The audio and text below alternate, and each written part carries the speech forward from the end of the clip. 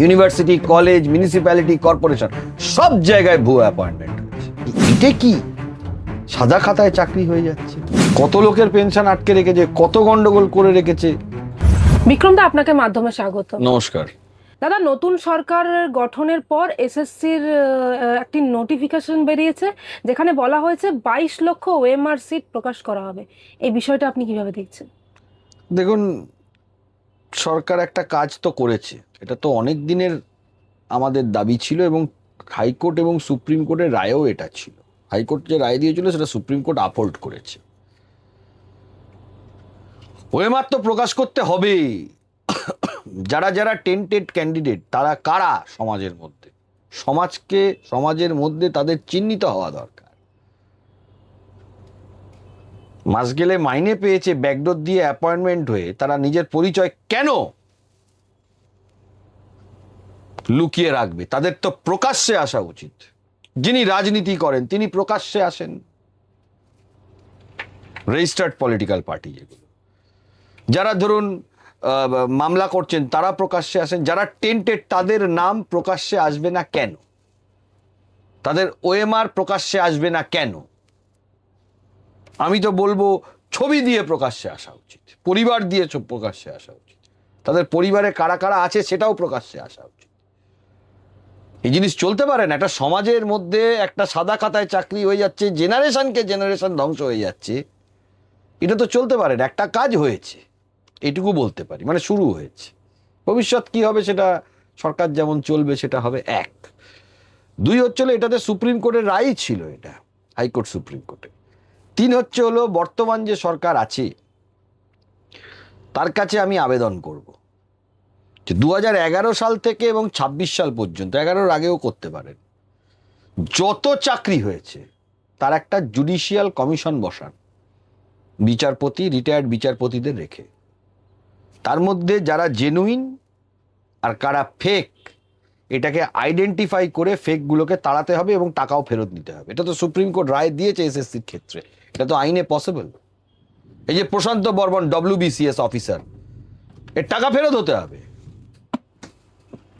হয়েছে তো এই ঘটনাটা। এবং পশ্চিমবাংলায় যতগুলো রিক্রুটিং এজেন্সি আছে, public service commission, college service commission, West Bengal board of primary education, school service commission, university, college, municipality, corporation সব জায়গায় ভুয়ো অ্যাপয়েন্টমেন্ট হয়েছে। তাই এটা তো একবারে বার করা সম্ভব না কোনো মানুষের পক্ষে, কোনো সরকারের পক্ষে।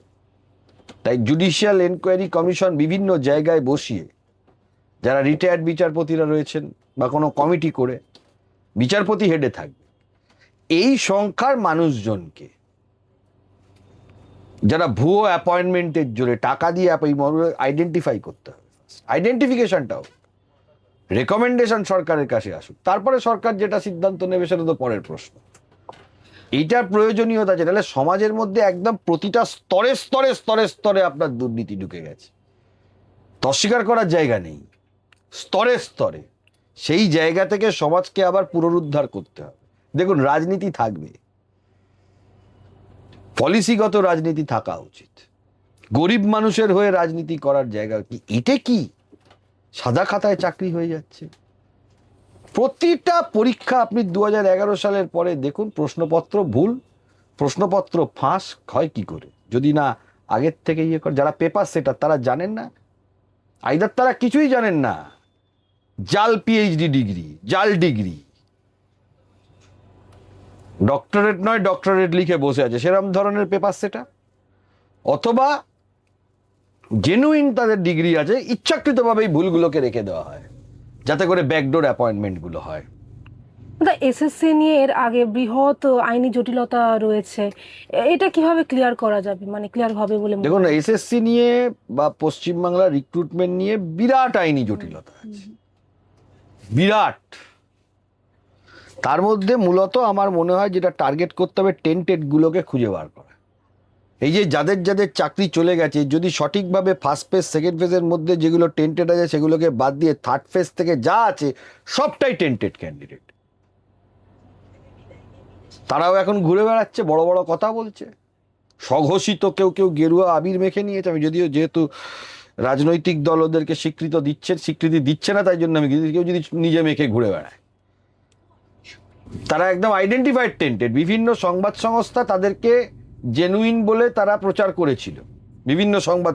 পরে যখন সংবাদ সংস্থাগুলো জানতে পেরেছিল এ বাবা এ তো হয়েছে পশ্চিমবাংলায়, এই ঘটনাও ঘটেছে বিভিন্ন টেলিভিশন মিডিয়াতে, আপনাদেরও হয়ে থাকতে পারে ভুলবশত, হ্যাঁ, বিভিন্ন টেলিভিশন মিডিয়াতে টেন্টেড ক্যান্ডিডেটগুলো নিজেদেরকে বলে বেড়াচ্ছে আমরা জেনুইন। পরবর্তীকালে তার পরিচয় জানা গেল যে না, তিনি টেন্টেড ক্যান্ডিডেট। যে সংবাদ সংস্থাগুলোতে হয়েছে, তারপরে সংবাদ সংস্থাগুলো তাদেরকে আর ইয়ে করেন না। কিছু লোক দেখিয়ে বেড়াচ্ছেন টেন্টেড। আপনি কোন সময় কোন কাউন্সিলিং এ হয়েছেন এই প্রশ্নটা তাকে করবেন তো। জেনুইন ক্যান্ডিডেট বলে প্রচার করে বেড়াচ্ছে, প্রচুর আছে। তা এই জায়গাগুলো এটা যদি আগে আইডেন্টিফিকেশন সরকার করতো, এতগুলো মানুষের জীবন ধ্বংস হয়ে যেত না। কিভাবে স্টেপ বাই স্টেপ ক্লিয়ার করা যেতে বলে বলে দেখুন, সরকারের তরফ থেকে একটা তো মানে ডিক্লারেশন রিসেন্ট শুনলাম, আমি নোটিফিকেশন চোখে দেখিনি। সেটা হচ্ছিল বয়সের সময়সীমাটা ছাড় দিয়েছে তাদের নতুন 5 বছরের। তো সেটাতে কিছু মানুষ উপকৃত হবে, এটা একটা দিক।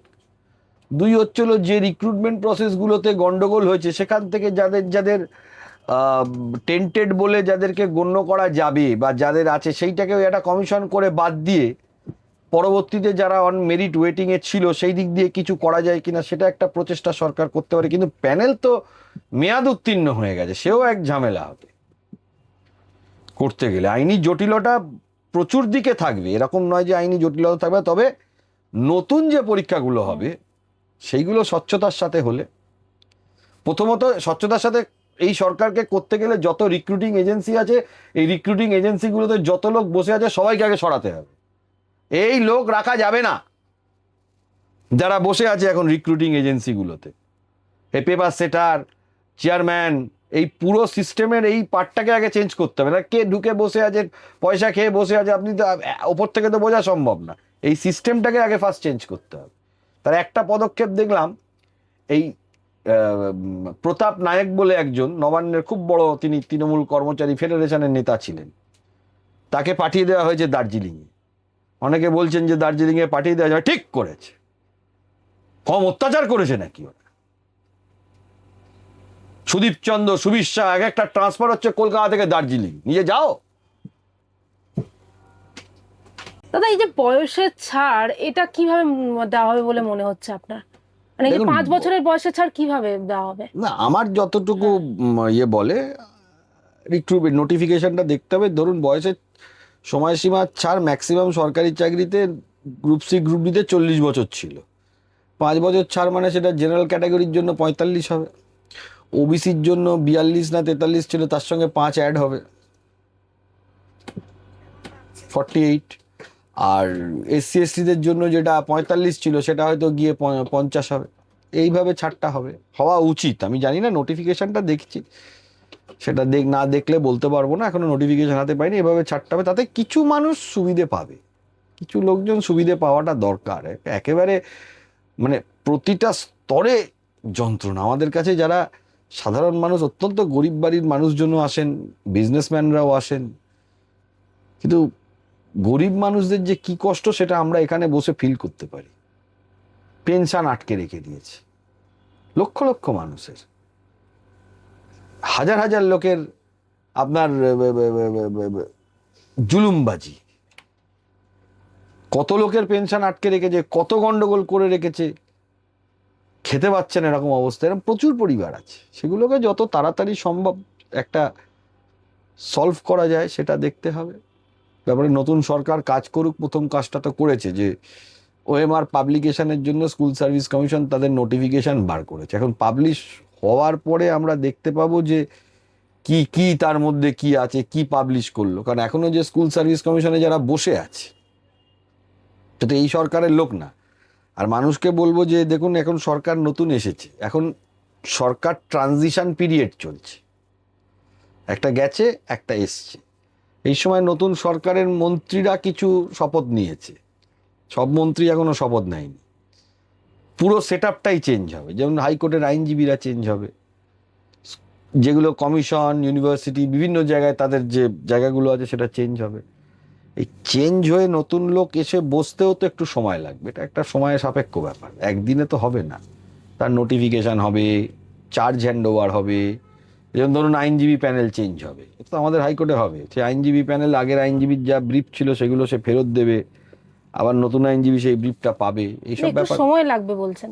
একেবারে সিস্টেমে সবটা চেঞ্জ হতে বেশ কিছুদিনই সময় লেগে যাবে। একেবারে যে আজ বললে কাল একদরে হুড়মুড়িয়ে সবটা হয়ে যাবে, এটা ভাবাটাও মানে অ্যাডমিনিস্ট্রেটিভ অ্যাঙ্গেলে আমার মনে হয় সেটা, যারা অনেকে হয়তো আশাবাদ যে অনেক কিছু নতুন হলে একটা নতুন জিনিস থাকে, তো অ্যাডমিনিস্ট্রেশনের চেঞ্জগুলো তো আসতে হবে না। ধরুন আমাদের আদালতগুলোতে পিপি প্যানেল, জিপি প্যানেল, এগুলো তো চেঞ্জ হবে। কিছু লোক হয়তো থাকবে যারা শুধু কাজের জন্য ছিলেন, কিছু লোক চেঞ্জ হবে। সরকার পরিবর্তন হলে এটা হয়। এই যেমন স্কুল সার্ভিস রিক্রুটিং এজেন্সির যারা চালাচ্ছিলেন এতদিন, তারাও হয়তো থাকবেন না। এখন তাদের মেয়াদ পর্যন্ত সরকার রাখবে নাকি মেয়াদের হওয়ার আগে তাদেরকে সরিয়ে দেবে, সেই সব ব্যাপারগুলো, প্রশ্নগুলো আসবে। এই যেমন ধরুন এই যে লোকাল কাউন্সিলর, মিউনিসিপ্যালিটিগুলো, এখন এইদের তো মেয়াদটা তো শেষ হয়ে যায়নি রে বাবা। সরকার চলে গেছে মানে তো এই মিউনিসিপ্যালিটি, এই যে লোকাল বডিগুলো আছে, এদের তো মেয়াদটা শেষ, মেয়াদ আছে 2030 সাল পর্যন্ত সম্ভবত, যদি আমি ভুল না করি। এখন সেটাকে যদি সরকার 30 সাল পর্যন্ত রাখতেও পারে, ডিজলভও করতে পারে। সরকার এটা ভাবতে পারে যেটা নির্বাচিত সংস্থা আছে, যাই করুক আমরা তাকে চাপ দেবো যে তোমরা ভবিষ্যতে আর কিছু গন্ডগোল করো না। কিন্তু নির্বাচিত সংস্থাকে সরকার মনে করলে ভাঙতে নাও পারে, আবার মনে করলে বেকার, ভাঙলে তো আবার এই নিয়ে মামলা হবে। সেই সবগুলো আছে। এখন কি সরকার নেবে, সিদ্ধান্ত নেবে, সেটা সরকারের উপর। गरीबी मिटेगी, समृद्धि बढ़ेगी।